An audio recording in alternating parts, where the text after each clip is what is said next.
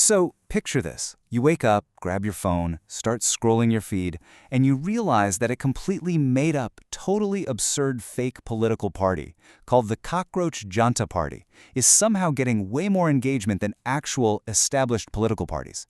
I mean, it sounds completely surreal, right? No way that's real. But that is exactly the wild reality we are looking at today. Welcome to this explainer. We're going to unpack this truly fascinating internet phenomenon. What started off as this seemingly ridiculous online joke actually holds a mirror up to a massive societal shift. So let's dive right in and see how a fake party literally took over the internet. Just think about the absolutely stark contrast here. On one side, you've got this massive traditional political machinery, right? We're talking highly funded IT cells, huge organized rallies, giant posters dominating city skylines. It's a total behemoth of resources. And then, on the other side, the Cockroach Janta Party. Zero funding, no official IT cell, absolutely no rallies, just memes and unemployed Indian youth armed with nothing but their smartphones.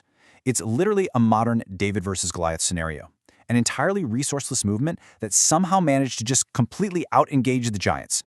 Okay, so how on earth did we get here? Well, to understand the spark that ignited this whole movement, we have to look at what triggered it. Young people were being openly insulted. They were being called lazy, unproductive, and the absolute ultimate insult, they were literally called cockroaches.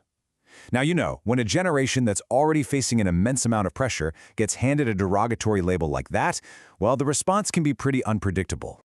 And wow, the internet's response was just punchy and totally sarcastic. They basically said, fine, then we'll become the Cockroach Janta Party, complete with the cockroach and fire emojis, of course. Instead of getting defensive or, writing out these long, angry essays, they simply reclaimed the insult. They didn't run from the label at all, they leaned all the way into it. They took a term that was meant to demean them and turned it into this empowering, rebellious identity. Honestly, it's a masterclass in internet judo, just using the weight of the attack right back against the attacker. But right here is where the dynamic shifted. And I mean almost overnight. What started out as just a sarcastic clapback, a funny inside joke for the online crowd, suddenly morphed into this genuine, collective frustration. Because when millions of people suddenly align with a meme, it's no longer just internet culture. It becomes a deeply grounded, super serious observation about a shared reality. And let's talk about exactly what that shared reality looks like. It's students earning degrees, but finding absolutely zero jobs. It's being trapped in this endless cycle of exams, only to have them totally derailed by rampant paper leaks. Throw in crushing inflation, add in those fake motivation podcasts constantly telling you to just hustle harder, all while politicians act like everything is completely normal. Honestly, it is just an overwhelming, exhausting weight to carry around day in and day out. So, faced with all of this immense pressure, Gen Z reacted in literally the most Gen Z way possible. They did what they do best. They took their collective pain and systemic anxiety and turned it into relatable internet memes.